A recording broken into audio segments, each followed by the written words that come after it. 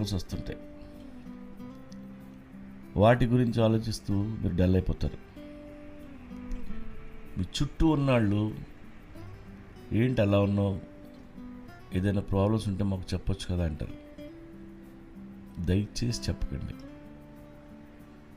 ఎందుకంటే అందరూ మన ప్రాబ్లమ్స్ని అర్థం చేసుకోలేరు. వాళ్ళు అడిగేది ఎంపతితో కాదు, క్యూరియాసిటీతో అడుగుతారు. మీ జీవితంలో ఏం జరుగుతున్నాయో వాళ్ళు తెలుసుకోవాలి. అదో తుత్తి వాళ్ళకి. భుజం మీద చేసి చాలా స్నేహభావంతో అడుగుతారు. అది నిజమే అనుకొని మీ పర్సనల్ విషయాలు వాళ్ళకి చెప్పొద్దు.